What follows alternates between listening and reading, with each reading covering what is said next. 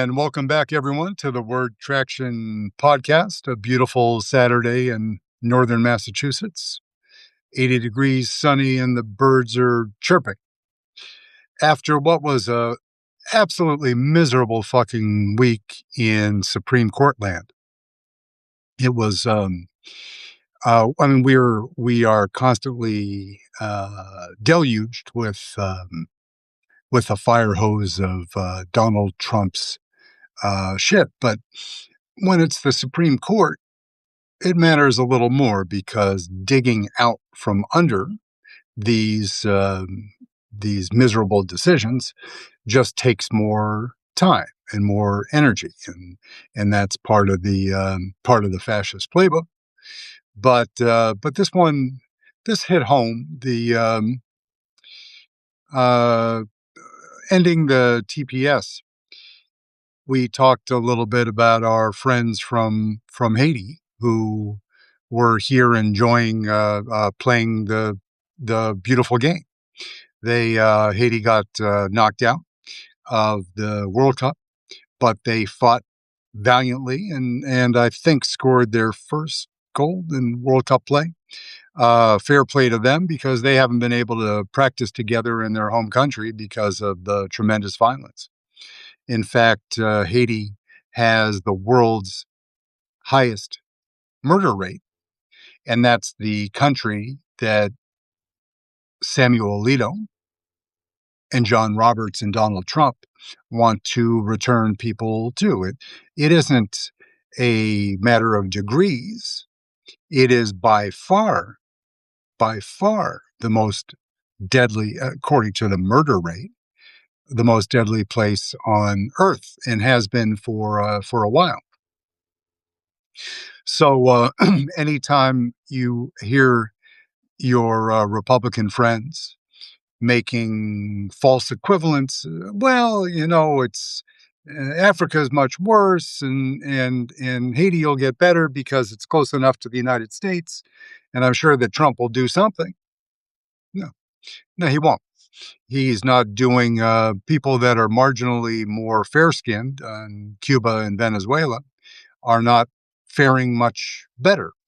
And we know as the color gradient goes to a darker skin tone, a healthier skin tone than mine, certainly, but a much darker tone, then he cares less because the racism runs deep and runs through generations in his family, and he is only enabled by Stephen Miller and others who are have a similar philosophy that anybody that isn't white as Christmas needs to go and quickly. And if somebody is hurt in the process, whatever.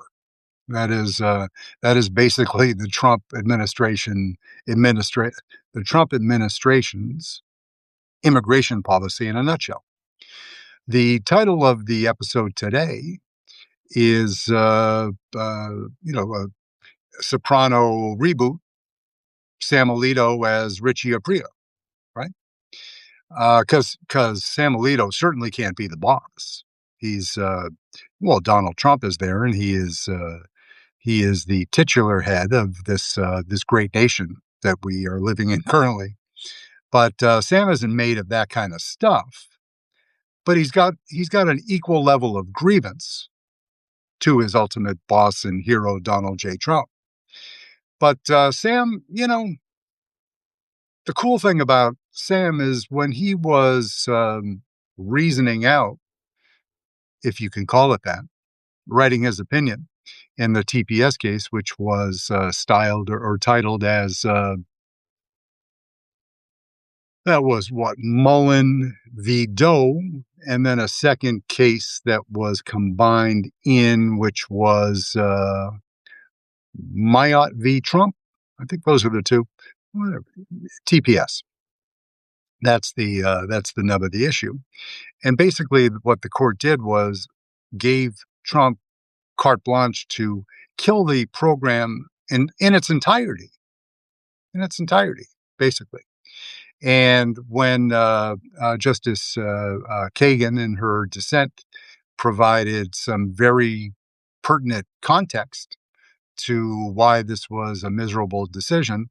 And really, the only thing from a 14th Amendment equal protection point of view, and we talked yesterday and the day before about how it is my contention that the fascists are coming back for the 14th Amendment after they used the device of voting against Trump's interest in the birthright citizenship, which is to come in a matter of hours. Right. That is my premise. That is not that I stole documents from the Supreme Court. That is research. That is opinion by people who know better than you and I, and it above all else, it makes perfect sense, and it follows the pattern that the Roberts Court has used before in stowing certain cases where the outcome is predetermined and using that in such a way to maintain that plausible deniability that they need to avoid the pitchforks, as we talked about.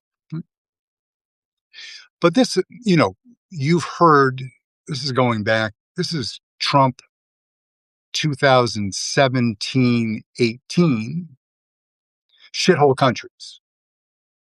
Right? Why do we only get people from shithole countries? That'll make our country into a shithole country. Why can't we get people from Norway and Sweden? Not all white, but in their genesis, they were the Nordic countries have many with even a less healthy skin tone than yours truly, and South African white farmers we already know about, and they're living large, and there's no risk of them being shipped for any reasonable immigration law purpose because they're white as Christmas and they're going to be invited to stay. Some of them have already returned because they got here. This is true. This sounds like a joke, but some of the the white South African farmers that Trump paid their way and set them up with housing returned back to South Africa because there was too much fucking racism. No joke. No joke. Look it up. It's I'm not saying it's a large number, but it kind of tells you, in the legacy of Nelson Mandela.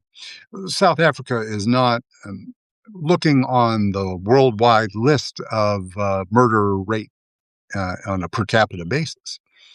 South Africa features prominently on the top 10 list. I'm going to guess, I didn't see this, but Sudan, because of the ongoing conflict there, and some other places. But in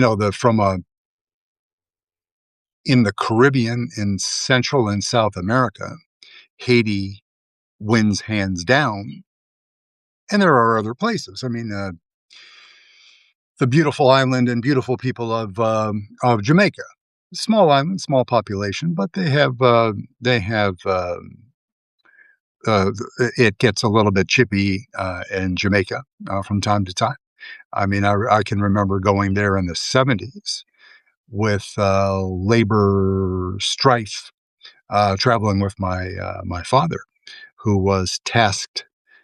He was tasked at that time. I wasn't tasked with anything except probably drinking overproof rum and getting myself into places I didn't really belong, but felt I belonged. Yeah. So, um, Ray and nephew overproof rum. Oh, those were the days. Don't do that. Unless you're looking for a new way to remove algae from a reflecting pool, and hydrogen peroxide, Mr. President, is not doing the job, I'd like to introduce you to Ray and Nephew Overproof Rum, because that'll take the paint off of an entire barn and clean out your internal system. You may need that, sir, because it sounds like you're taking experimental medications for various reasons that you're not publishing to the American public. Yeah, Ray and Nephew, that can clear a lot of things up and can end a lot of things. What did I used to use that? back in the back in the bad old days of bartending in parts of Miami, where you wanted a highly flammable liquid. So you have two bartenders standing approximately 10 feet away from each other, and this was a good idea back in the late '80s, where you could you could stand with your fellow bartender, and by both you soak a couple fingers. That's is that impolite? you you can dip the your fingers in the Ray and you overproof rum or 151 if you wish, and light a flame, light the fingers, and then blow a stream of fire to your counterpart, who can then catch the fire on fingers, fingers catch a light, and he too can turn around, or she, but it's usually he because I had much less hair then by choice. And you don't want a lot of hair involved in that sort of particular trick because it can be a little bit dangerous. Enough about me and more. Let's talk about me instead. Excuse me. Let's talk about The Sopranos. So we won't do the entire history of that great television program, but Richie Aprile, he um, he was a trouble character. His brother, who was the boss of the family, died a miserable cancer death. Tony was the boss, and then Richie got back. He was convicted and sentenced to originally it was going to be 20 years, and he served 10 years for sales and marketing. I think he was charged with sales and marketing in federal court, and so he did his time and didn't no snitches getting stitches with Richie. He did his time sales and marketing heroin, but who's I'm not I don't want to disparage the way that another man earns his living. Right? So he got out and he tried to suggest to Tony that because he had shut up and done his time like a man, and while he would have been in the line of succession, and Tony over only took over because Richie's brother was died while Richie was in prison, and so there was a lot of tension, and he was making a case for himself that he should be the boss of the family, and he. Along the way, he got himself involved with Tony's sister Janice, and she had some. He and the other character that she used to play around with had some rather peculiar. So it's a family show, right? So rather peculiar adult stimulation needs that Tony's sister was willing to help him with, and but he was abusive. And one day, not surprising, being Tony's sister, Janice, she decided that their relationship was going to end on a particular day, and she shot him at the while he was eating at his kitchen table, actually in the house where Janice and Tony's mother lived. So that was kind of fun. So Sam Alito took exception to what he thought was derogatory statements towards Italian Americans, right? So and he was making an equivalence, saying that, I endured the indignity of having, grown up in fucking Jersey as an Italian, a child of Italian American parents. His father was from Sam Alito's father was from not Sicily but Calabria. He he could have his father probably did. You can get on a boat with or without a car, a little ferry, and get from Calabria to Sicily in about 15 or 20 minutes, with your car or not. And it's a short, depending on the weather, it's a short trip. It's easy, and it that run we're here all day. The mother was also from that region. It was a little bit ambiguous about whether she was actually born in the U.S. or born in the U.S. and then returned, or it doesn't matter. She is all two of it, both of his parents, all four of his Sam Alito's grandparents were 100% Southern Italian. And in the immortal words, of course, of my dear friend, the dearly departed Archbishop Desmond Tutu, Sam Alito. Sam, can I call you Sam? We're all fucking Africans. Excuse me. The Archbishop didn't use the F word, but he didn't have to deal with sanctimonious dirtbags like Sam Alito. Sam Alito, the one that put his triple chins up while Barack Obama was giving a presidential address and called out the president to say not true or whatever he bleated out of his fat fucking mouth. I mean, going way back, right? Alito was appointed by Bush W, the Bush the younger, and he's been a miserable disappointment as a human being and as a justice ever since. Nearing retirement, they're going to play a little do-si-do.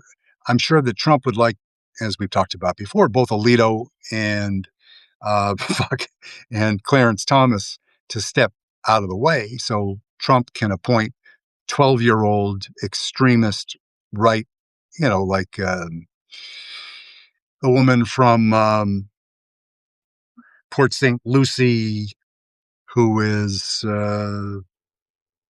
Colombian that grew up in a Cuban family. Yeah, that woman, Eileen Cannon, right? People like that, right? That he wants to appoint that are extremists, that are young, that will be there forever, and will carry forth the extremists' wet dreams on the court for decades to come. It's our job to do our part to expand the court and set term limits and do all the things that we need to do, but we got to get through the midterms first. And that's going to be a tough fight because of all of the things that you know of. What we talked about 2 or 3 days ago about Postmaster Bates, David Steiner, is going to say, "Oh, sorry, mail is not working between now and the election. So your mail-in ballots, you can get a carrier pigeon and hope that he knows the way to the White House. But other than that, you are shit out of luck." I jest, but only a little.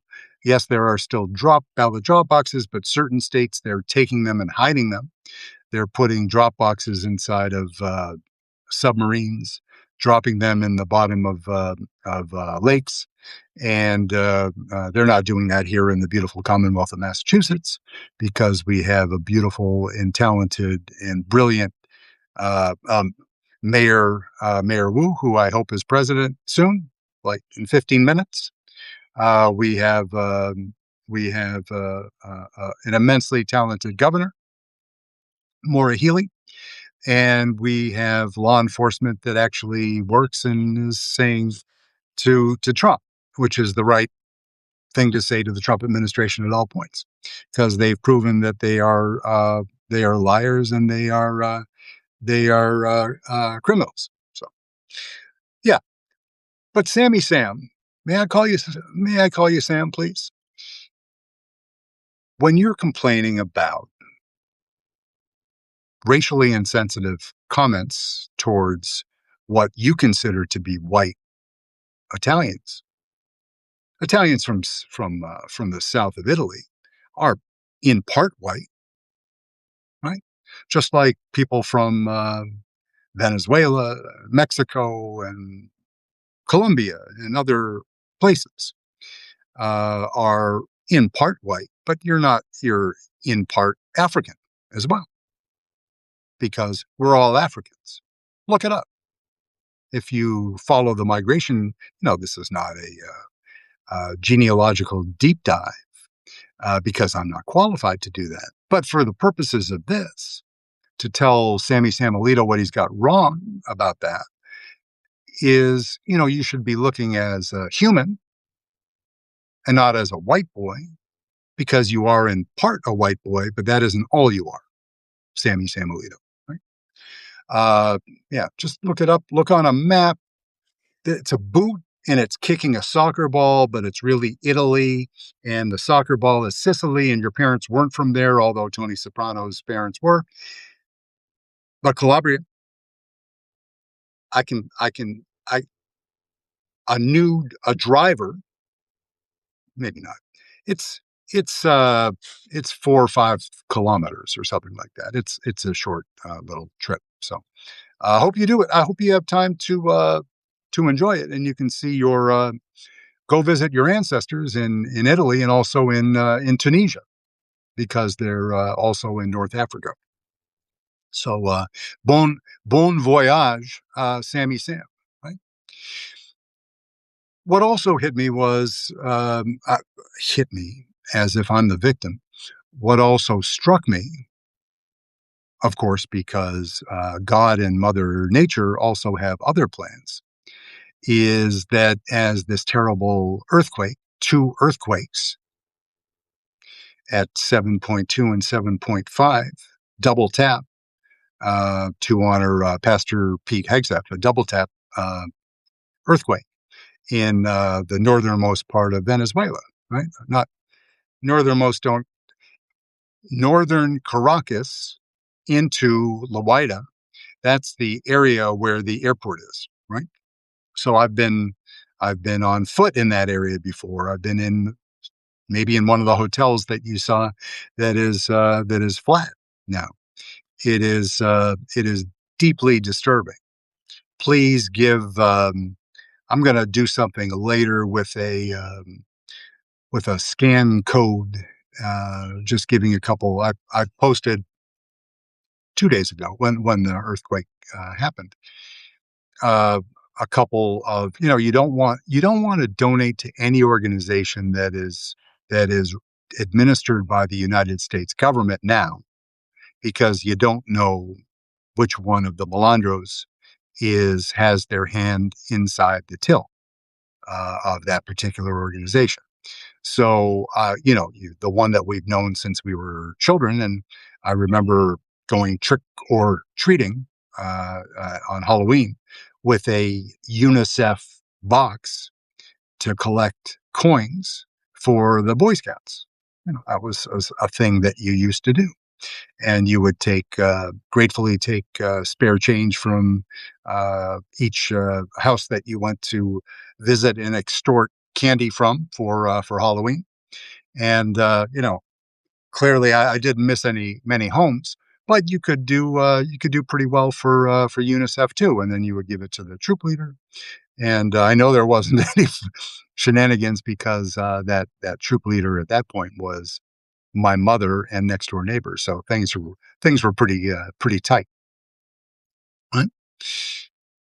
But there's tremendous need there now. It's not apples to apples, because FEMA does not respond to other countries' tragedies, and they fail to respond here in the US unless you're in a red state. They purposefully, the Trump administration still has failed to transfer the amount of funds they said that they promised to send to fire victims in California that long ago. So it is, and remarkably, I was talking to somebody earlier this morning.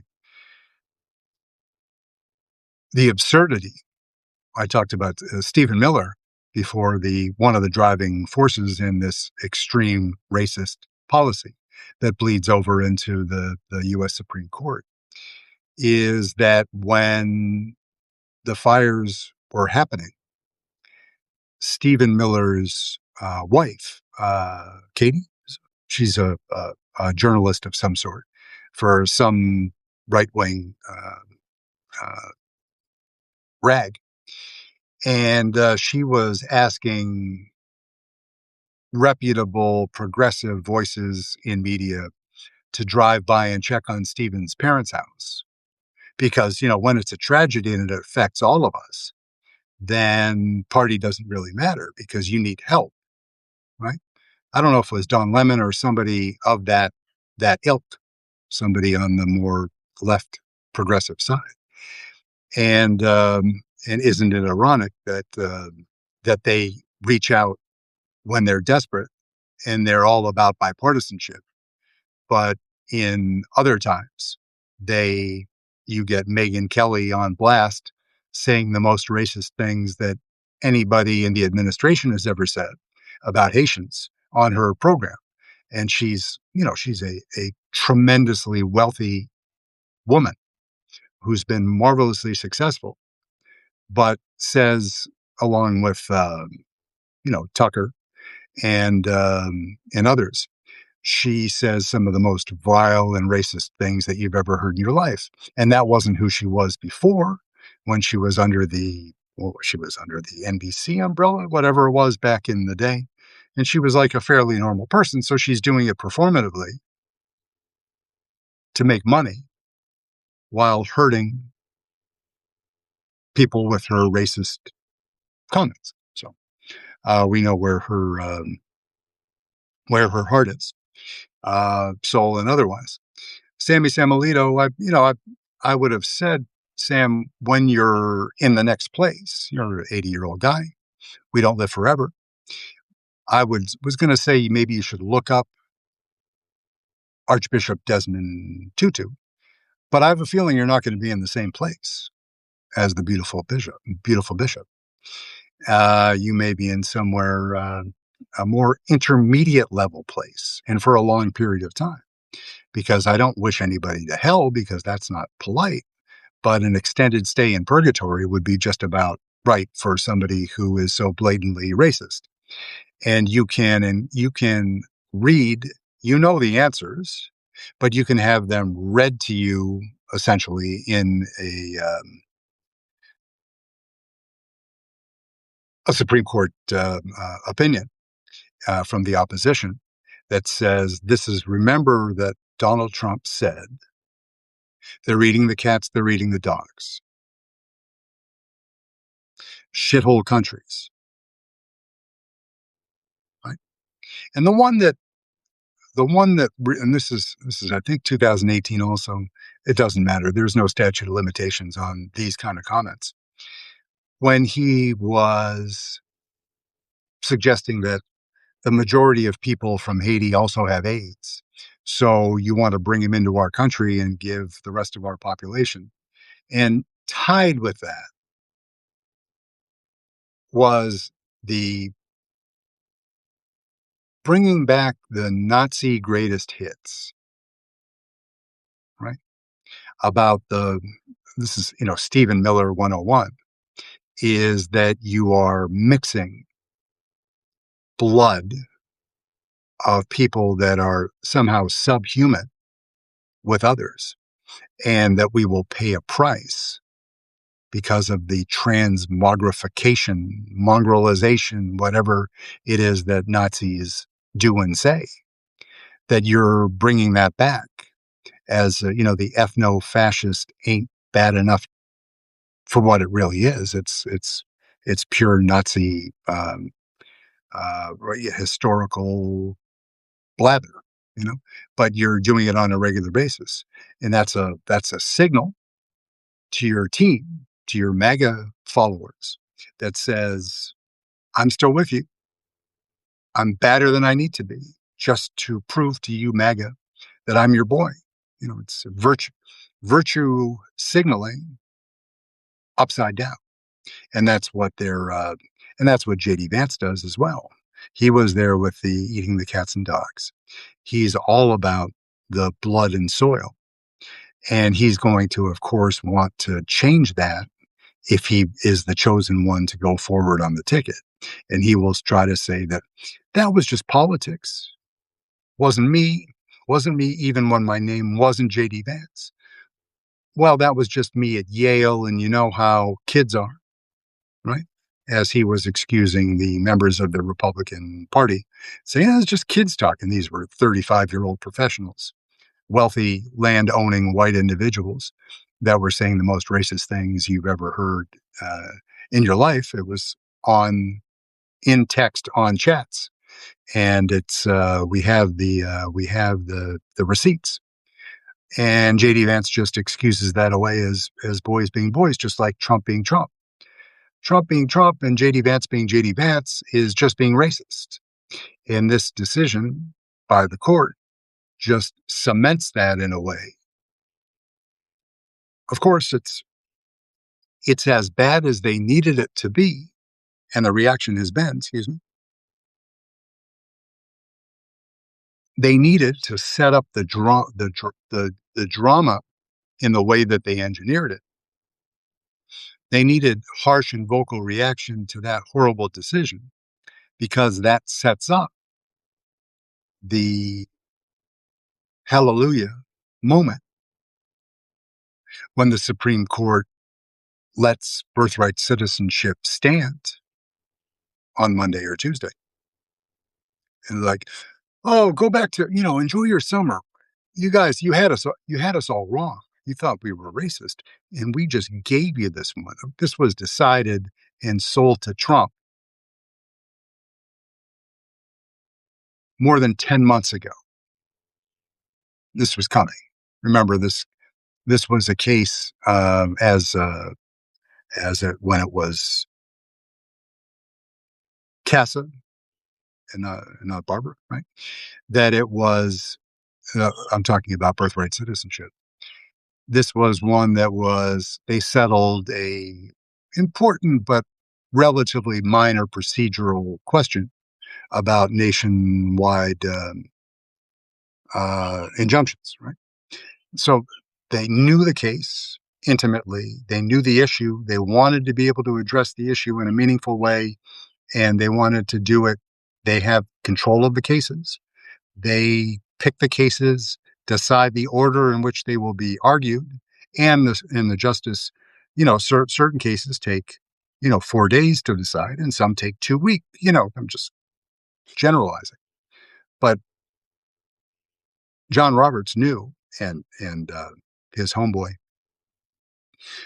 Sammy Sam Alito, Richie Aprile, knew that this would be of the last couple cases because it served a purpose as a tool to whitewash the racism that was this year's Supreme Court decisions and last year's, and to lay the predicate for what's to come.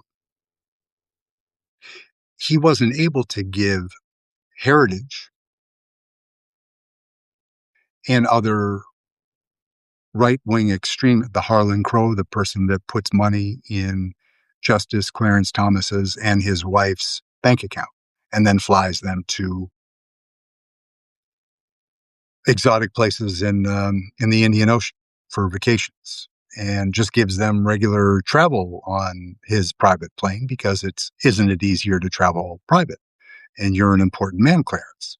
And remember me each and every time you take a decision. Check in once in a while. And Sam Alito, he has that also in Mr. Singer, right? The hedge fund guy who does some brilliant man, does some very complicated and not for the faint of heart. He does some sovereign debt restructuring, cannibalism, uh, dismemberment. I'm making that part up, but he does very complicated work with distressed debt and is able to buy things for 4.5 cents on the dollar and force central banks to take it back for 15 cents on the dollar. And when you're doing it at a billion a time, guess what? You can make a few bucks. So I'm not a, I'm not a sovereign debt, leverage debt specialist, but I play one on TV and certainly on the podcast. So you guys are great. This was more venting. The anger wasn't in any way minimized by talking about it yesterday. I read more about it last night.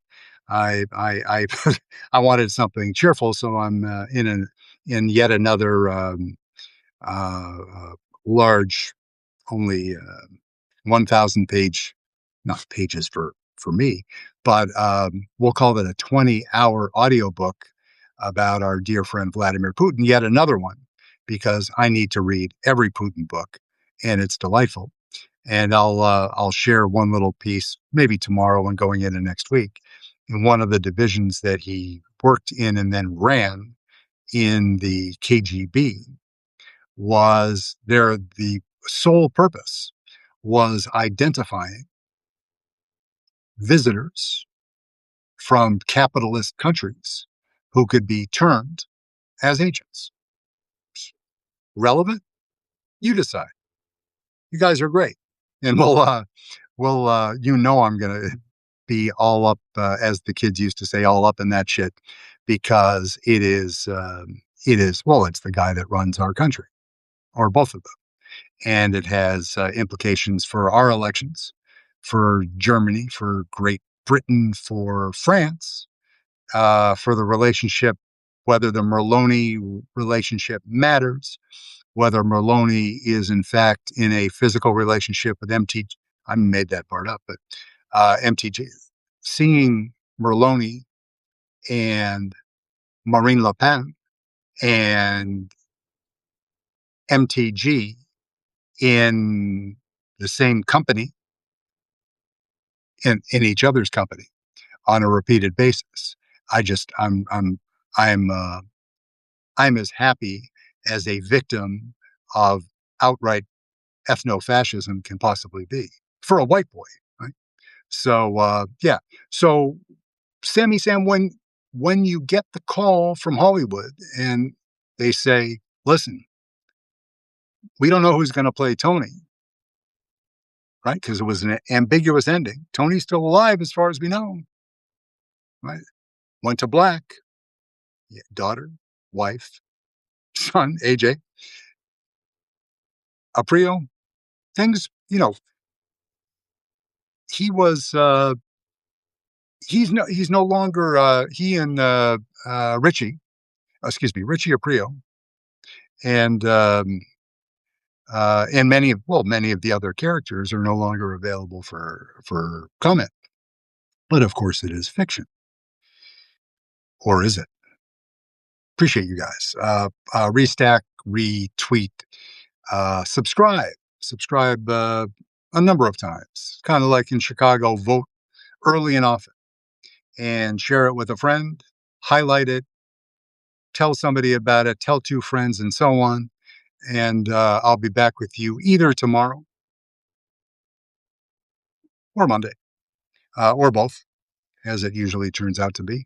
But this is great, and you guys are fantastic. I truly appreciate all of the restacks, retweets, subscriptions. I mean, I'm being reminded as I'm looking at the subscriber information, the comings and goings, that of Twitter of 20 whatever years ago. None of my profiles from those days are even alive anymore. But as I mentioned, I had alias Twitter profiles for sports betting and some other things, and they kind of went by the wayside. That's why I'm what you could do for me. You do so much, but it's Saturday. We're going into a holiday. If you're saying, hey, other than subscribing for free, the price is right. Tell two friends. It's free. It's free. Other than that, sharing it on Facebook would be great. But subscribe, I have, as you probably do as well, I have my I have 7 of the other channels that I am on, including Blue Sky, Facebook, X/Twitter, IG,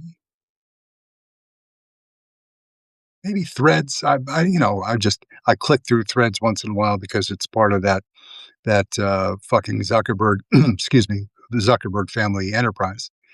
But what I was getting to was, if you wouldn't mind, please, if you're still here hanging in, kind sir or madam, excuse me, please,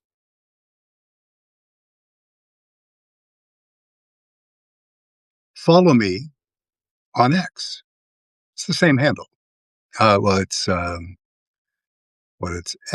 SW Barger 305. Yeah, it's in the drop down, as you know, in Substack. There's a place, there's a little drop down that shows all of your other channels that you can be reached. So I will do the same for anyone, any subscriber says, "Hey, I also followed you on X. What the fuck are you doing?" I'm happy to follow you back. Right? I'll follow and then retweet something. The same thing on any of the other channels, but you got to tell me about it. Meaning within, say within Substack, in the comments under this episode or other video episode, the ones that matter, the ones that I record myself, you say in the comments, "Hey, MF ER, WTF, I followed you on X 3 days ago. You haven't followed back. WTF, MF something like that." Then I'll get that. I don't do DMs in X. I don't think I've ever done DMs in X, in Blue Sky, Facebook, even less so. Yeah, I don't do DMs in any of not in IG. Don't do those. Don't read comments. Don't do messages there. So if you wouldn't mind, I'm asking a favor and then I'm conditioning it to make it more complicated for you, which is the kind of fucking thing that Donald Trump would do, right? Ask a favor and make it conditional. So, anyways, it's getting toasty out here. So I'm going to say thank you because the sun is bright and beautiful. I'm going to do that thing that I still need to cure. I wish there was, like, I mean, there is a way for me to have an agent turn off the camera with a verbal command, but I'm not there yet. So I'm going to do the same thing that I ordinarily do, which is slide the chair back. Got a weed whacker going across the way, so you get the pleasure of hearing that noise. And I'm going to pick it up. We'll take a little look at whoever the man or woman that's running because we're not gender profiling here, whoever the he, she, or they that is running the weed whacker. We'll take a little look at them. And then I'll push the button, hopefully, and I'll say thank you again. So thank you. And we'll catch you sometime tomorrow. And I'm going to try to do this without any substantial damage to you or to myself. Turn the camera a little bit, get a little bit more green. The dog is not here.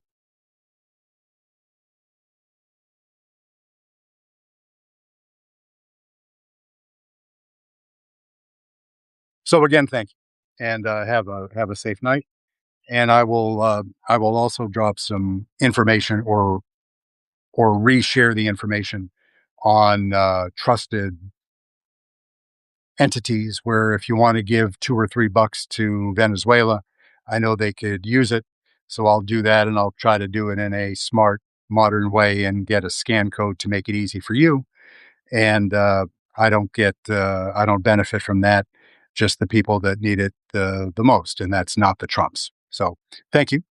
And yeah, we'll do it tomorrow.